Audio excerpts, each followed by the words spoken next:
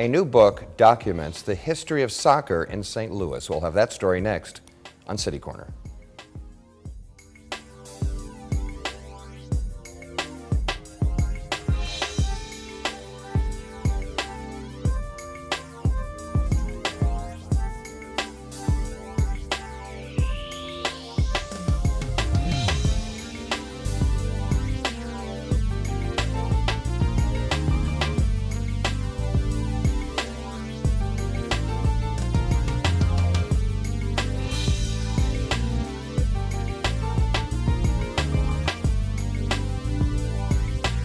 I'm Steve Potter, and welcome to City Corner.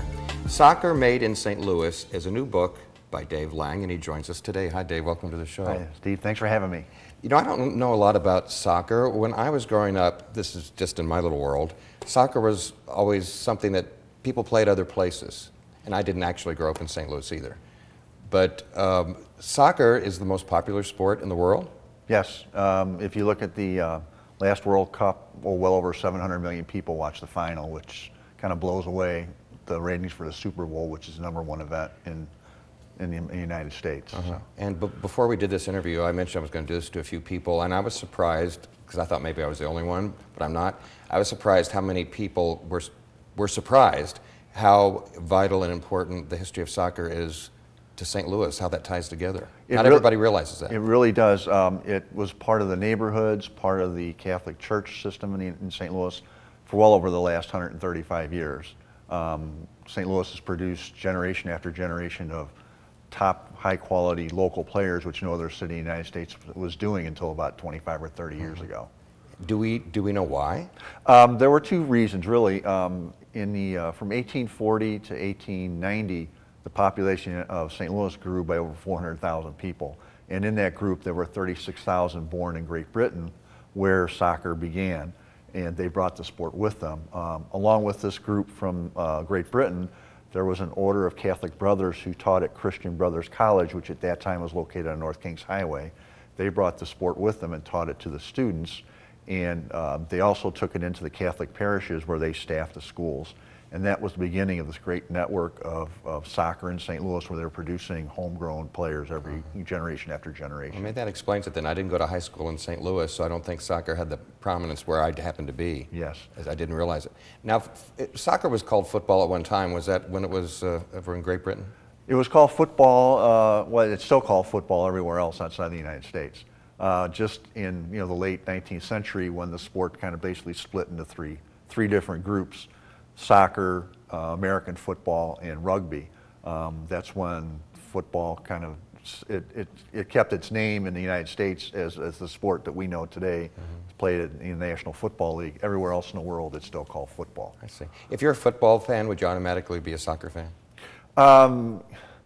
Probably not, because they're really they've grown to become two completely different games, although they're played by the same number of people on basically the same field. Soccer is a game where there's no timeouts, there's a running clock. So a lot of the sport of soccer depends on the creativity of the players. Whereas in American football, as you know, there's a play, there's stoppage, the coach sends in another play. So it's a very controlled sport, while soccer is more of a very creative sport. People get beat up in soccer as much as they do in football? Well, surprisingly they do, because it's a very fast and physical sport. They've clocked guys who play at the top levels, and they've run well over 5 or 6 miles during the course of a game, and there's no stoppage in play, so you have to be in great shape. Yeah, of course soccer players don't have the helmets and a lot of that other protective gear. Right, and there's a lot of opportunities when there's balls up in the air for guys to go up and collide with each other, and there's been quite a few guys who have had concussion-related injuries, which have shortened their careers. Okay, the history of soccer, trace it back in St. Louis. It was all about a weekend, I think it was in May in 1875? The first record I could find was May 28th, 1875, which was a Friday. There were two groups of lawyers who played a charity match at what was called Grand Avenue Baseball Park, which would become Sportsman's Park a year later and would be the home for the Cardinals and the Browns up until it was demolished in the mid-1960s. And there probably were games played before that, but that's the first recorded mention I could find in the newspaper. Because for a lot of years it was reported at a later date, wasn't it? Yeah, it was originally thought that the first game was in 1881. As it turned out, that was really a rugby match. The one in 1875 was a kicking game. You know, it wasn't exactly the same rules that are used today in soccer, but it very closely resembled what we know today as soccer. That's an amazing date to me, 1875. I mean, the Civil War hadn't been over that long. No, and it was only 11 years before that the rules of soccer had been formalized in England. So St. Louis was playing the game not long after the rules had been formalized in Great Britain. Did everyone know how important soccer was in St. Louis, or was that just a little secret we had here? I think if you grew up in St. Louis, you couldn't help but be aware of it because it got a lot of coverage in the newspapers. When I did my research, I was just amazed at the amount of coverage soccer was getting, even as far back as the 1890s in the major daily newspapers. So there's a lot of awareness in St. Louis of soccer. Let's take a look at some of the pictures. Why don't we start with about 3 pictures from your book, Soccer Made in St. Louis, and it's full of fascinating photographs, I might add, too. And you can tell us what we're looking at. Okay, this first photo we see here was taken in 1905. It was a significant date because a team of St. Louis players were playing a team from England called the Pilgrims. This was taken before kickoff, and it was a very important date for St. Louis soccer because it was the first time a team from England had come to St. Louis. And it showed St. Louis people how the game was actually played in Great Britain, and it really impacted how we played the game after this. Let's go to the next one. This is a team called St. Leo's, which played from around 1905 till the mid-19 teens. This was a very important team because they won 10 city championships in a row. They were all St. Louis native players, including one player named Bill Abstein, who played first base for the 1909 world champion Pittsburgh Pirates, but he was from St. Louis. One more. This is Harry Radican. He was probably the greatest player ever to play in St. Louis, at least up until the 1970s. He played for Ben Miller in St. Louis, and he was so well known that teams on the East Coast hired him to play in the East Coast for much of his career. He played on the East Coast and was a big scoring forward, and most people regard him as the best player ever to come out of St. Louis, at least until the 1970s. Well, back in those days, when we're looking at the pictures we're looking at now, soccer's come a long way, like all sports have. I guess these guys didn't make a lot of money in their day for this? There was a professional league that started in St. Louis in 1907 and ran for 31 years, and they were paid by a share of the gate. So if you had a big crowd, it was a big payday. In today's dollars, it doesn't sound like a lot of money. They would walk home with maybe $8 or $9 on a Sunday, but when you throw in the inflation rates, they were making pretty good money, especially when in England at that time, players were capped at £4 per week. Yeah, and you mentioned the different leagues and things. I mean, it wasn't just school-sponsored teams, am I correct? No, the professional league started in 1907. Before that, there were a number of leagues in St. Louis that came and went. The St. Louis League, which started in 1907, was the first league that really stayed for a long time. Then in 1912, we started an amateur league called the Muni League, which played till 1957, and that became a feeder system for the professionals. Let's take a look at 3 more pictures from the book Soccer Made in St. Louis by our guest, Dave Lange. And you can tell us what this is. These are the Ben Millers. They were the first St. Louis team to win a national championship. They won the National Open Cup in 1920. It was the first year a St. Louis team had entered this competition, so St. Louis had a lot to prove, and they went all the way and won, and it was the first of what would become 89 national championships won by St. Louis teams in soccer. This next picture, this is a team called Stick, Spare, and Fuller. For 6 years in a row, they went to the national championship finals in the 1930s. They won 3 times. They were, without a doubt, the best team in the United States during the 1930s. This was an unusual team in the fact that a lot of the players came from the East Coast. In the 1930s, we had the Depression, soccer on the East Coast. There was a professional league called the American Soccer League that went out of business. A lot of the players from that league came to St. Louis and they played for Stick, Spare, and Fuller. So it was a combination of local players and guys from the East Coast. The old department store. Yes, right. That's right. We have another one. After the Stick, Spare, and Fuller team, the next big team to come out of St. Louis was Simpkins. This was a team of all St. Louis guys, almost all of them from the Hill, Italian Americans. They won the national championship in 1948 and 1950. And this team was also important because 5 of their players were selected to play for the United States in the 1950 World Cup. And Dave, you made it was an astounding figure I think you made a little while ago, something like, what did you say again, 89? 89 national championships. Out of St. Louis? Yes. Since 1920? Since 1920. Well, how remarkable is that? I couldn't tally up how many national championships won by other cities, but it has to be, if it's not at the top, it's got to be very close to it. And it's at all levels of the sport. It's at the National Open Cup, which has been around since 1914, the National Amateur Cup, the U.S. Junior Cup, National College Championships. So these are significant national championships. Let's take a look at 3 more images from your book before we take our break. Soccer Made in St. Louis. As I mentioned, the Simpkins team produced 5 players who went to the U.S. team in 1950. This is a picture from the 1950 World Cup when the United States beat England in probably the biggest upset in World Cup history. 5 players from St. Louis were in the starting lineup. 2 of them are pictured here. The goalkeeper, Frank Borghi, who played for Simpkins and lived on the hill. Next to him, clearing the ball off the line, is Harry Keogh, who is from Carondelet. And Harry is one of the greatest players ever produced by St. Louis, not only as a player, but he coached at St. Louis University and won 5 national championships while coaching at St. Louis U. The next picture, this is the Kudus team. Harry Keogh, whom I just mentioned, played for Kudus and was the player coach and probably the brains behind this team. This team was no doubt the best team in the United States in the 1950s. They won 6 consecutive National Amateur Cup championships. And in 1957, they won both the Amateur and Open Cups. They're the last team in the history of soccer in the United States to win both of those national championships in the same season. Where did you find all these photographs? We'll go ahead and talk about this. And this is some more of the guys from the Kudus team we just mentioned. From the left, it's the goalkeeper, Bob Burkhart. Harry Keogh is next to him. To Harry's left is Rich Meisman, who was a high-scoring forward who scored 6 goals in 1 game for Kudus. And on the far right of the picture is Ruben Mendoza, who was born in St. Louis, grew up in Mexico, came back to St. Louis, was an extremely skillful player. He was famous for doing bicycle kicks. And if you watched Ruben do them in St. Louis, they called it doing the Ruben. Okay. When we come back from this break, Dave, we want to talk about how you got into this for one thing and what your passion for soccer is and what was involved in your search and your research, and we also have some things to show us too. So Great. We're talking about the history of soccer in St. Louis, and we'll be back right after this.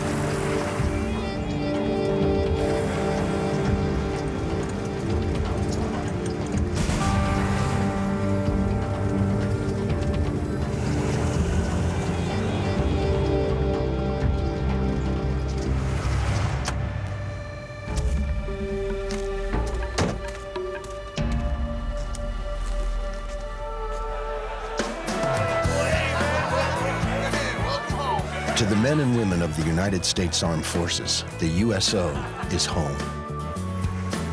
The USO depends on the generosity of the American people, people just like you. To find out how you can help, visit us at uso.org. The USO, until everyone comes home.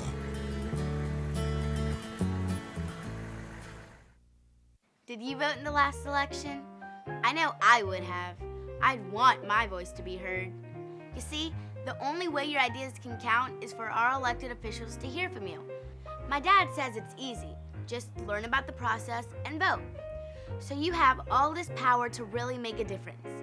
And you didn't take time to vote? Am I missing something? Learn how to make your ideas count by logging on to www.representativedemocracy.org.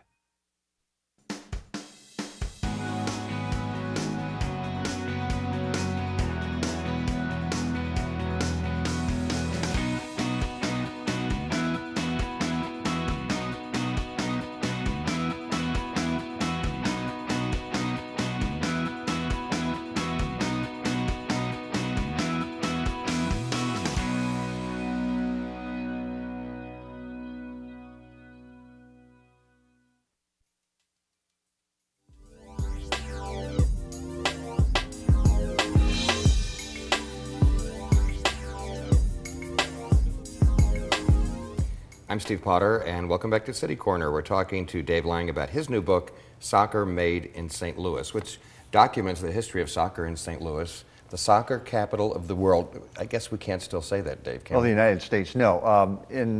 As a natural thing, and soccer began to spread around the country, other cities began producing their own players. And in the warm weather cities where they can play year-round outside, and it's natural in California and Texas and Florida, they've caught up with us, if not passed us. Right. So. What about you? Do you play soccer? I played sandlot soccer when I grew up in Kirkwood. There wasn't a lot of youth soccer there. It was mostly in the city. But when I went to high school, they started soccer at Vianney, and I played a little bit, not on the varsity, but on the intramural, which was the beginning of the soccer program there. Now, but you were affiliated for a number of years with the newspaper, the St. Louis Globe-Democrat, which has been gone for I don't know how long now, 20, 30 years? Yeah, it went out, I think it was last produced in '86, if I'm not mistaken. But I went to school at SIU Edwardsville, which is a huge soccer school at that time. And I went there on what was then called a tuition waiver, which we call now a scholarship, to work in sports information. It was at SIU that I really started following soccer. And then when I went to the Globe-Democrat, I became the soccer writer. And I've been writing and coaching soccer ever since. Well, that paper's been gone a long time, so you haven't done that job in a long time. When did you decide that your passion would lead you to write a book about this? After the Globe-Democrat went out of business, my wife and I had a son, and he started playing. I wound up coaching his team for about a dozen years. And I still did a little writing on the side, and Reedy Press, when they decided to do this book, they approached me 2 years ago and asked me if I wanted to write it, and I said sure. So over the course of 2 years, I produced the book. And we've looked at some wonderful old archived photographs. Were those, was that difficult to come up with those? Well, incredibly, we found just a trove of old memorabilia at SIU Edwardsville in their archives. Really? There was a fella named Hap Meyer who played soccer around 1900 and who was an official, and he just kept everything that he ever found about soccer until he died in the 1970s. It's all archived at SIU, and there were a ton of photos over there from his collection. That's a good piece of luck then, I guess. Yeah. You don't always, it's not always that easy. No, it's not. I wouldn't think. So we established that soccer began in St. Louis in 1875. Well, that's the first reported game. I'm sure it was played before then. So, 1870s, 1860s, it was being played here. Do you know, would you know how much the game has changed? In St. Louis, it's changed for a couple, over the years. We had college soccer start in the late 1950s. About 10 years later, women started playing. And tactically, the game has changed a lot too. A few of the rules have changed. In St. Louis, obviously, soccer was played like it was everywhere else and kept pace with all those changes. Okay. Tell me what, to your right, you have a map. I just brought this because it shows where the first game was played in 1875.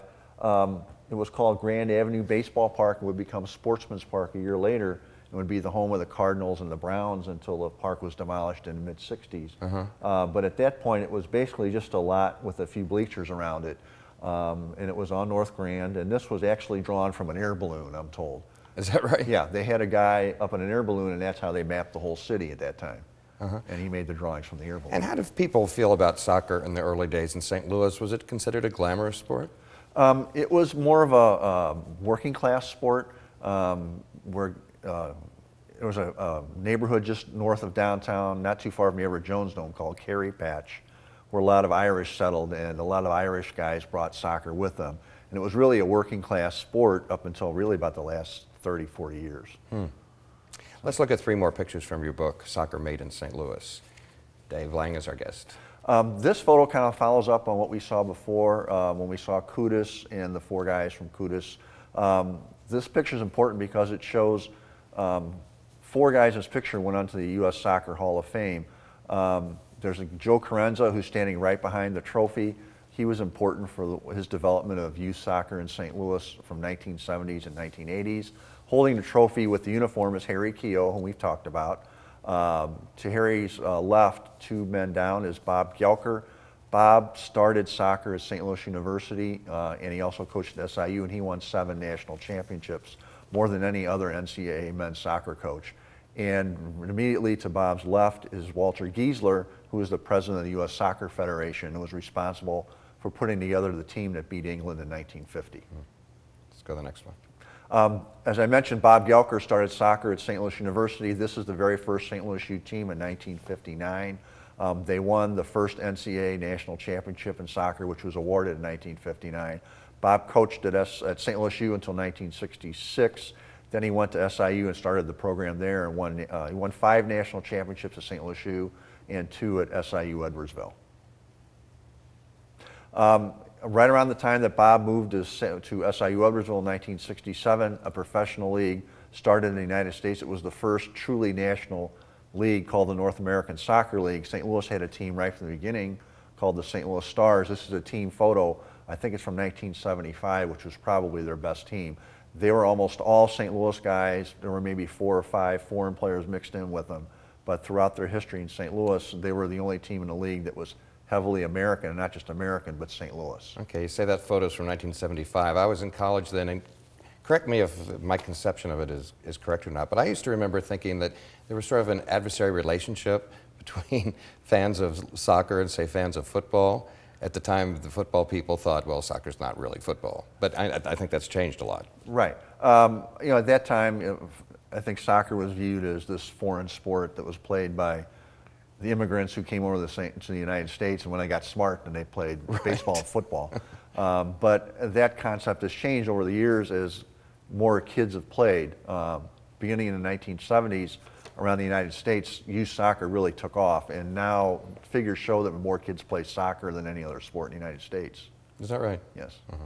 What about the balls you brought? I just brought a couple balls to kind of show you how they developed over the years. This is an old leather ball, which was used from the 1800s all the way up to the late 1960s. And as you can see, the laces on here, if you had to head that, it could be quite painful. And the guys who played said that this ball would become really heavy when it was waterlogged, and it was a difficult thing to play with, but this is how they played the game up until the mid-60s. The ball I brought with me is the current state-of-the-art ball in soccer. It's called the Adidas Javelani ball, and if you feel the surface, it's just made up of dimples like a golf ball. Oh yeah, sure is. My son, who's a goalkeeper in college, said this does a lot of weird things in the air when people shoot it from a distance. Like what? It bends, dips, you know, it makes it tough for a goalkeeper. Is that what they want it to do? That's what they want it to do, yeah. You'd like to have more scoring in soccer, and so they have engineered a ball that makes it difficult for a goalkeeper to stop. In your research of your book, Dave, tell me about some of the conversations you must have had with current soccer players of today. Well, I interviewed 90 people for the book, including guys who played at the highest level, you know, for the U.S. and the World Cup internationally. And it's interesting when you talk to these people who played at a high level and they tell you about how kids should be playing the sport as opposed to the way they play it today. And there's so much pressure on kids to win. And these people who've played at high levels say kids just need to play with just a little bit of supervision. They need to learn how to love the sport and not be pressured so much to win. And it's just interesting to hear people at this level talk that way. The people that prefer soccer over other things, like American football, why do they prefer soccer? I think for 2 reasons. It's creative. As I mentioned before, it's a sport that heavily relies on the player's creativeness once the game starts, because the coach has very little influence because the clock doesn't stop. And because the clock doesn't stop, you can sit down and watch a soccer game in less than 2 hours. And if you can imagine if you've ever watched a football game or a baseball game and how much of your day that can take. You know, not that that's anything wrong with it, it's just each sport has something going for it. Did you have a chance to talk to our mayor, Francis Slay, about soccer? Yes, I did. He's got some of that in his blood, doesn't he? Mayor Slay is a big soccer guy. He played for a national champion in St. Louis, Seco, a junior cup champion in the 1970s.